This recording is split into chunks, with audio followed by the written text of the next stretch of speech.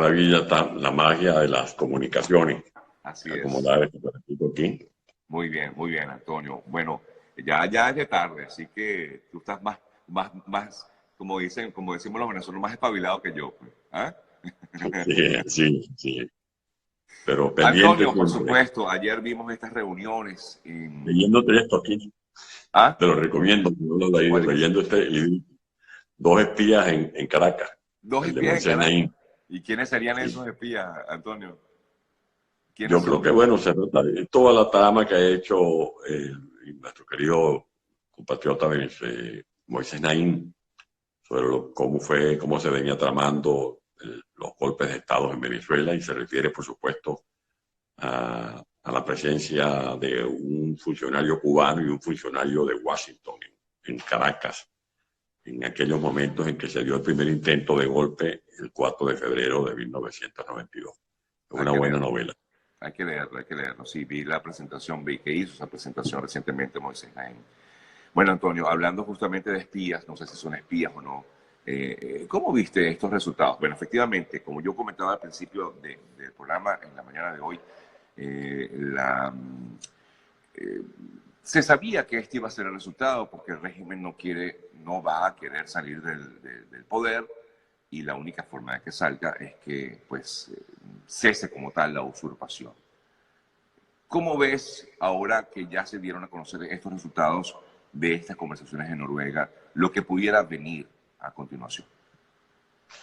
Y creo que hay algunos argumentos que se usan como fundamento para justificar algunos pasos. Por ejemplo, cada vez que el régimen ha planteado elecciones, hay quienes argumentan, yo no voy a entrar a calificar si de buena o mala fe, pero siempre esgrimen el argumento de que hay que preservar los espacios o de que hay que ir a elecciones para demostrar que nosotros somos ciudadanos con talante democrático. Bueno, pero ¿cuántas veces tú tienes que demostrar que tú quieres un hijo, que tú quieres a tu esposa, que tú quieres al país? ¿Cuántas veces tenemos que demostrar que nosotros tenemos talante democrático? Hemos ido a elecciones de gobernadores, y después que se fueron las elecciones de gobernadores y se ganaron las gobernaciones en varias partes, le quitaron al gobernador Pablo Pérez hasta el control del puente sobre el lago de Maracaibo, le quitaron al gobernador Capriles la administración de los hospitales, de los ambulatorios,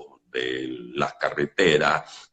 Ganamos alcaldía, y yo no voy a hablar de mí porque es odioso estar hablando en primera persona, pero la gente debe recordar que nos quitaron más del 95% del presupuesto, que nos quitaron las oficinas, los edificios, que teníamos que despachar prácticamente en la calle. Y también se usa el argumento, no, es que no podemos desaprovechar ninguna oportunidad y tenemos que demostrarle al mundo que sí tenemos intenciones de dialogar. Pero bueno, ¿cuántas veces vamos a estar dialogando? Dialogamos en el 2003. Recuerda, Sergio, tú estabas actuando ya en Venezuela como periodista, las veces que hablamos en televisión y en radio sobre el esfuerzo que hizo el expresidente de Colombia, César Gaviria, para aquel momento secretario general de la OEA, también el expresidente Jimmy Carter. Incluso se produjo una resolución, creo que es la 833 de la OEA, y allí se firmaron unos cuantos acuerdos con Hugo Chávez, que era el presidente de la República. En la comisión por Chávez estaba José Vicente Rangel, entre otros. En la comisión nuestra estaban varios líderes de la oposición, y ahí hubo un racimo de acuerdos. Voy a recordar dos nada más, que lo he venido haciendo en estas últimas horas. Primero, porque se cumplen 12 años del cierre de Radio Caracas Televisión, y uno de los acuerdos al que se comprometió Chávez es que iba a respetar la libertad de expresión, que no iba a atentar contra ningún medio de comunicación. Pues bien, se firmó ese acuerdo con un gran anuncio, y resulta que a los meses cerraron Radio Caracas Televisión. También se comprometió Chávez a desmontar los círculos bolivarianos. Resulta que meses después se anunció que se iban a crear los colectivos armados, y además con armas de fuego, como lo está haciendo otra vez Maduro. Maduro tenía su comisión en Oslo, en Noruega, hablando de paz, y al mismo tiempo, mientras se están muriendo niños en el hospital JM de los Ríos porque no tienen cómo hacerse un trasplante de ósea, pues resulta que Maduro estaba dando cuenta de cómo está de próspera la fábrica de metralletas en Venezuela. O sea, no hay recursos para resolver el tema de salud, no hay recursos para los enfermos para los exámenes de diálisis, por ejemplo, los enfermos renales, no hay recursos para resolver el problema de la luz o del agua, del transporte en Venezuela, pero sí hay recursos para fabricar metralletas. De allí que yo veo este diálogo como una trampa. Yo no dudo de la buena intención de quienes quieren buscar una salida por la vía democrática, constitucional, pacífica, pero la verdad es que ya nos hemos tropezado varias veces con esa misma piedra. Quizás uno luce incómodo, algunos nos calificarán de impertinente, pero simplemente yo he venido diciendo que mi obligación es decir lo que siento, lo que pienso, como lo hicimos juntos, por ejemplo, María Corina y este servidor, durante el año 2016, cuando por escrito y en privado dijimos cuáles eran nuestras observaciones a la propuesta de diálogo que se estaba formulando para ir a República Dominicana. Estaba cantado que ni con Samper ni con Zapatero nosotros íbamos a lograr nada, porque era evidente que ellos estaban favoreciendo las pretensiones continuistas de Maduro, y además la sede que se escogió, que fue República Dominicana, era la menos indicada. Y cuando a mí porque yo tengo un libro que te voy a recomendar, este libro habla sobre las transiciones. Este libro de las transiciones, que lo hicieron Vitar, Sergio Vitar, que es un chileno, y el señor Lowenthal, habla de las transiciones. Yo esto me lo he leído cuando estaba preso en Caracas, para adelante y para atrás. Y algunos me dicen, bueno, pero léete el tema de las transiciones, lo que hacía Mandela, lo que hacía cuando Pinochet. Primero, Pinochet no es narcotraficante. Yo sé que Pinochet era un dictador, una dictadura convencional, pero nunca escuché que Pinochet era narcotraficante. En segundo lugar, cuando me sacan el ejemplo de Mandela, bueno, yo me he leído de Mandela todos los libros. El último fue Camino a la Libertad, que me conmovió mucho porque estaba preso en Remo Verde. Pero Mandela, cuando lo fueron a buscar para el diálogo, que tenía su corbatica en la cárcel y salía para el diálogo, yo, no, un momentico, no puedo salir porque tengo un comunicado, tengo una orden del Congreso Negro Africano que no puedo ir al diálogo hasta que no liberen a los presos políticos y hasta que no regresen los exiliados. Y allí se trancó. Pero yo lo que pienso, Antonio, disculpa, porque aquí ¿cómo hace en este caso Guaidó y el equipo que lo acompaña para negarse a una conversación? O sea, ¿cómo le dice a Noruega, por ejemplo, mira, no, yo no voy porque yo no quiero discutir con un gobierno que ya sabemos que no es gobierno, que ya sabemos que es un gobierno violador de derechos humanos, que como bien dices, todo lo que comentas tú, ya has comentado muchísimos, pero ¿cómo hace para negarse? Y entonces yo entiendo perfectamente tu punto de vista cuando dices que ya se ha dado mucho el ejemplo de que pues el gobierno interino hemos dado ejemplo de que somos democráticos. Pero ¿cómo dices que no? Al decir que no es como decir, bueno, pero es que ellos no quieren la paz. No, pero es que yo te quiero hacer la observación siguiente. Yo creo que Guaidó ha actuado bien. Guaidó ha actuado bien porque Guaidó desde un principio dijo que después que se aclaró lo del diálogo de Noruega, porque ahí hubo un mal manejo al principio, sí, que si hay diálogo, que no hay diálogo, que no es diálogo, que es negociación, todas esas cosas hay que aprender de las lecciones, y las lecciones indican que si algo no se hizo correctamente cuando el tema de Dominicana fue el secretismo. Y de la buena fe de los actores venezolanos se aprovechó, por ejemplo, Maduro y Jorge Rodríguez, que después salían diciendo, no, anoche nos reunimos, pero bueno, no podemos decir nada, pero lo sentamos. Entonces, eso lo hacían perversamente para desprestigiar a los dirigentes de la oposición.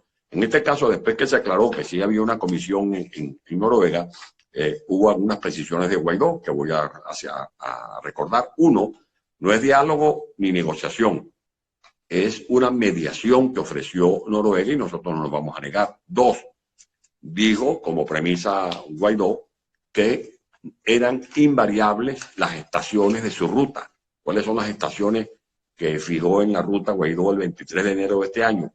Uno, cese de la transición, de la usurpación. Dos, consolidación del gobierno de transición. Y tres, elecciones libres. Yo creo que sobre eso estamos muy claros. Ahora, ¿qué es lo que yo sugiero? Y incluso así lo hemos dado a conocer tanto a Guaidó como a los que están interactuando como voceros de la alternativa democrática en Venezuela, que se pase la página. Porque ¿qué quiere Maduro?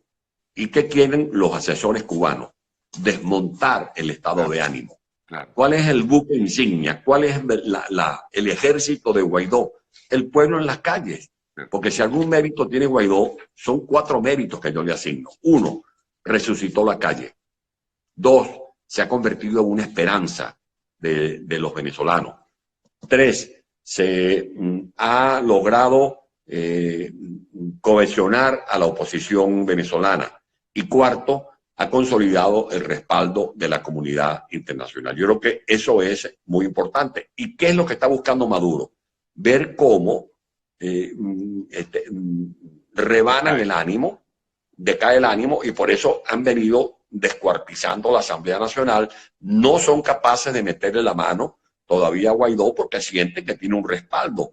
Y eso se demuestra cuando Maduro dice que se está desinflando más, Guaidó se está desinflando. Hay que ver la gente que estaba en Carora, la gente que fue a Barquisimeto, pero por supuesto no podemos abusar de ese respaldo porque todo tiene sus límites. Y yo creo que en este momento lo que tenemos que cuidar de Juan Guaidó es que se mantenga esa confianza de la ciudadanía, porque ese es el contrapeso nuestro.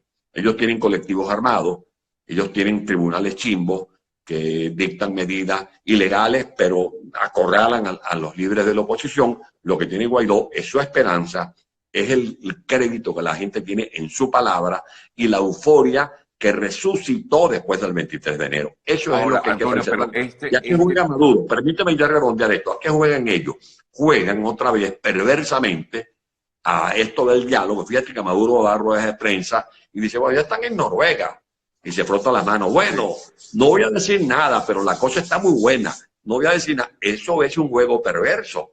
Un juego perverso frente a la ética política de Juan Guaidó, que ha dicho, bueno, tengo esta sugerencia, me han hecho estas recomendaciones distintos líderes del mundo, yo no voy a lucir intransigente, pero ya saben que no voy a ceder en cuanto a la línea maestra de nuestra estrategia, que es el cese de la usurpación por encima de todo.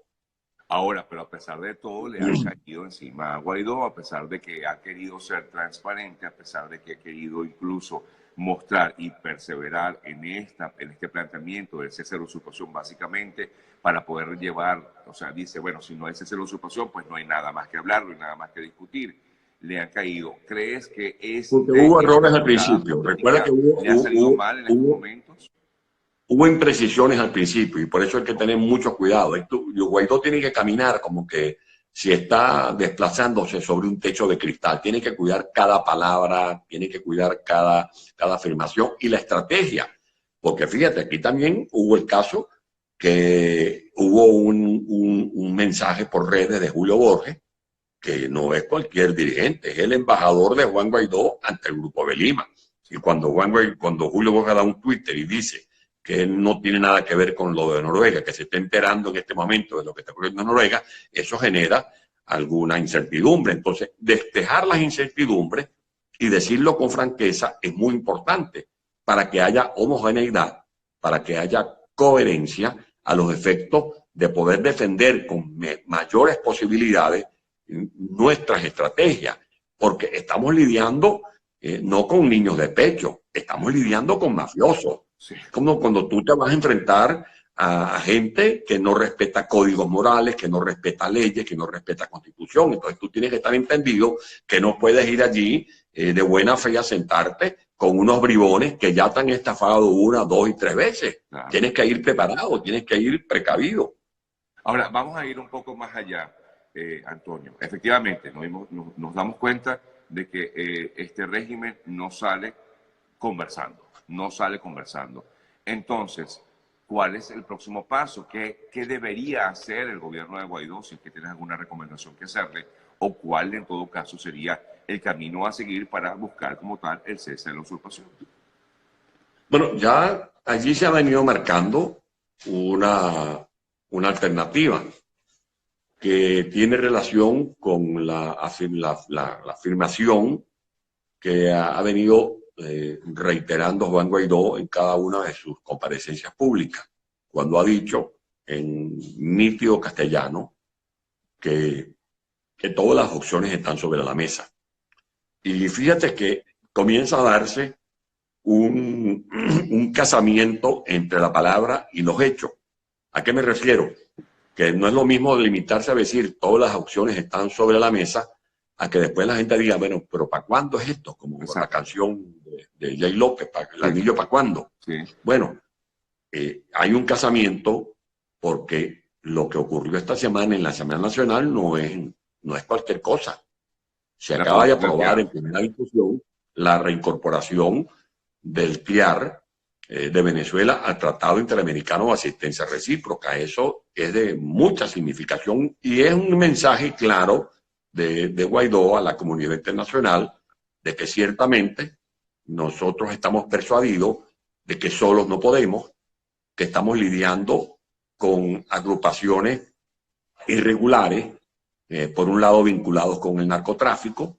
Venezuela se puede convertir en un escenario desestabilizador del control del tráfico de narcóticos en el mundo, porque en la investigación que hizo CNN, por ejemplo, con la colaboración de expertos, indican que nada más el año pasado salieron por territorio venezolano 240.000 kilos de cocaína, que equivalen a una masa monetaria de 39.000 millones de dólares. Es lo que algunos llaman la economía paralela. Cae la producción de petróleo, pero aumenta la producción y distribución de cocaína, porque mientras un barril de petróleo se paga actualmente en el mercado internacional entre 58 y 60 dólares, y a Venezuela le cuesta producir ese barril más de 34 dólares, un kilito de cocaína lo están vendiendo en 30.000, en 35.000 dólares. Dos, está demostrado, según las investigaciones que hay, sobre todo en instancias judiciales de los Estados Unidos, que hay personeros del régimen de Maduro que están relacionados con el terrorismo internacional. Tres, en Venezuela estamos hablando de bandas delincuenciales que han perpetrado crímenes de lesa humanidad. Y cuarto, este descalabro que se ve en el derrumbe de la economía, que ya ha caído 50 puntos respecto al Producto Interno Bruto, de una hiperinflación que ya va para 170.000%, de una devaluación que convierte en salarios miserables las ganancias de un trabajador que se esmera por dar lo mejor de sí mismo durante 30 días, es consecuencia al mismo tiempo de todos estos esquemas de la corrupción, porque no hay medicina, no hay cómo hacerse un servicio de quimioterapia, el que padece de cáncer, no se puede controlar la malaria, no se puede controlar el sarampión, hay gente que no puede ir a la escuela porque no tiene cómo comer, muchachos que no tienen comedores, etcétera, pero se han llevado de Venezuela miles y miles de millones de dólares, y todos los días uno no deja de sorprenderse de cómo se convirtió al Banco Central de Venezuela en un casino financiero. Eso era un casino, así como hay casinos donde tú vas y apuestas una ruleta al rojo, al 38 blanco, etcétera. Eso fue el Banco Central junto con PDVSA, un casino financiero que ha convertido a Venezuela en un antro de la corrupción. Por eso, esta señal de Juan Guaidó es importante. Y en eso debe acompañarlo la Asamblea Nacional. Y creo que es un paso previo para que se dé el debate sobre el artículo 187 de la Constitución Nacional. Es un artículo muy importante. Y cuando algunos nos dicen, pero bueno, es que, ¿qué va a hacer con pedir el artículo 187? ¿Qué fuerza lo va a acompañar? Un momentico. Ese mismo argumento nos lo daban a nosotros cuando proponíamos en privado, y como esto es hecho público, yo lo voy a comentar públicamente. Había muchos factores de la oposición venezolana que hasta más o menos el 18 de enero no estaban de acuerdo en que Guaidó se juramentara conforme el artículo 233. Y uno de los argumentos que nos daban era que, entre otros, ni Estados Unidos, ni Colombia, ni Brasil estaban de acuerdo en que se diera ese paso, que había primero que conquistar esa buena voluntad. Pues bien, se logró el acuerdo de que Juan no asumiera. Algunos factores se mostraron sorprendidos, lo dijeron con sinceridad. Pues con el caso del artículo 187, lo que hemos dicho desde hace algunas semanas es que tenemos que tomar previsiones. Porque fíjate que el régimen sigue sigue rebanando la Asamblea Nacional. Esta semana el Tribunal Chimbo le dictó una medida privativa al diputado Rafael Guzmán. Bueno, y hoy es Guzmán, mañana puede ser cualquier otro. Y si nos descuidamos, de repente la Asamblea Nacional va a tener que sesionar o en las embajadas, porque están asilados los diputados, o van a tener que sesionar en Ramo Verde o en el helicoide. Entonces, hay que armar, hay que habilitar a Juan Guaidó, que tenga el artículo 187 habilitado para que vaya haciendo las gestiones. ¿Cuándo se activa eso? Bueno, eso lo va a dar la dinámica política, ni tampoco eso se va a anunciar. Mira, mañana van para allá unos grupos de apoyo para doblegar a las fuerzas fascistas que están allá en Venezuela. No, esas son diligencias que les corresponde hacer al propio presidente Juan Guaidó, pero creo que nada cuesta con que la Asamblea Nacional habilite al presidente, como lo está habilitando con el TIAR, por ejemplo, a los efectos de que cuando se estime conveniente, él pueda ultimar los detalles para que en Venezuela pueda hacerse presente una fuerza multilateral que no es el mismo esquema del desembarco de Normandía, como se ha querido hacer ver para desprestigiar esta fórmula militarista, que se trata de una fuerza continental especializada que ayude a los venezolanos a doblegar a todas estas mafias que no respetan derechos humanos, como se ha venido demostrando. Además, el concepto de responsabilidad de proteger no es un conejo que uno se está sacando de una chistera. El concepto R2P, que está legitimado en la ONU, es una doctrina aceptada por la ONU después de los desmanes que ocurrieron en Ruanda, después de los desmanes de Milosevic, y de eso puede hablar con lujo de detalles. Para mí el venezolano mejor habilitado, mejor equipado en materia de negociaciones en el mundo, que es el embajador Diego Guardia. O sea que perfectamente, según lo que entiendo, alcalde, si Guaidó hace ese llamado a aplicarse como tal el artículo 187, numeral 11, o sea, poco a poco los países que lo han reconocido, pues pueden apegarse como tal y formar esa coalición. Es un poco el planteamiento que usted hace, ¿no?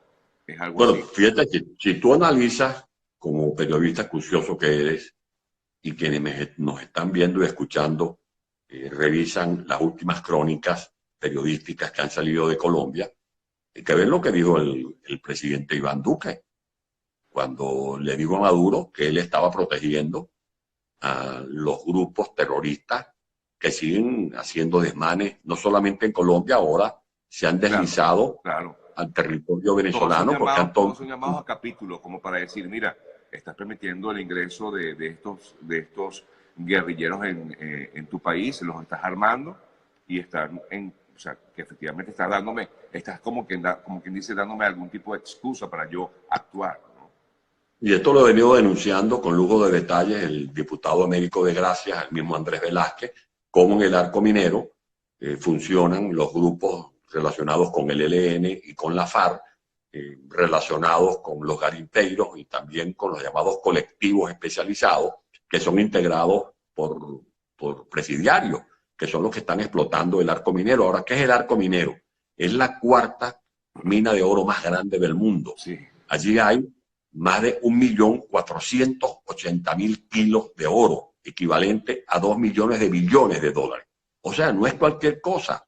Y esta gente no reparan a la hora de cometer crímenes ecológicos, como en efecto lo están haciendo, o de matar a nuestros indios pemones, porque para ellos lo importante es cómo sustituir la carencia de divisas por concepto de explotación petrolera, tomando en cuenta de que se ha desplomado la producción del crudo venezolano. Entonces sustituyen esos dividendos por la venta de cocaína, por el tráfico de droga y también con la explotación irracional del arco minero. Por lo tanto, mira, yo acabo de cumplir 64 años, el pasado 1 de mayo. Comencé mi actividad política a los 13 años de edad. O sea, yo soy de la cabeza a los pies democrático. Total. Mis huesos, mis tuétanos son democráticos. O sea, yo no estoy jugando aquí a la guerra. No, estoy persuadido por mi experiencia, por estas canas, que con estas mafias solos no podemos. Que ya dialogamos en el 2003.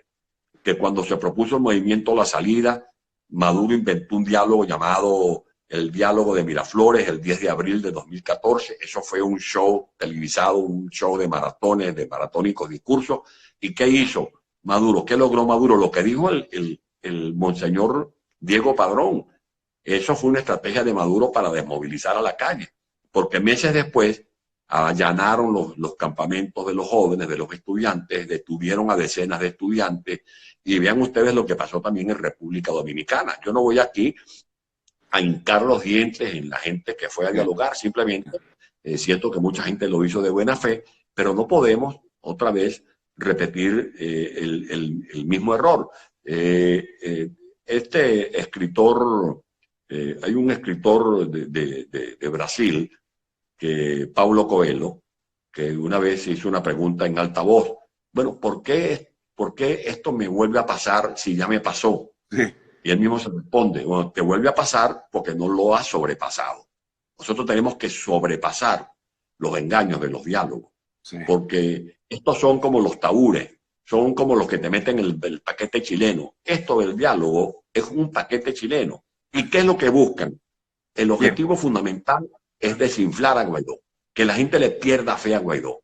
El objetivo es desmovilizar a la gente, porque en Venezuela, con toda la razón del mundo, cuando tú le hablas a la gente de diálogo, la gente se engrincha, Claro, porque ya inmediato. hemos sido defraudados, estafados, como lo querramos llamar.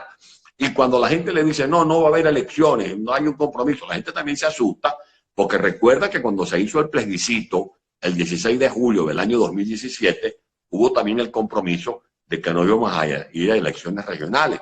Y el plebiscito fue el 16 de julio, 2 semanas después, estaban algunos factores metiéndose en las elecciones regionales y eso generó también muchas frustraciones porque estaba caliente todavía la sangre de los estudiantes que fueron asesinados, los escuderos, los muchachos que salieron con un cartón de escudo a defender la libertad por la que lucharon y por la que dieron su vida y que nunca llegaron a conocer.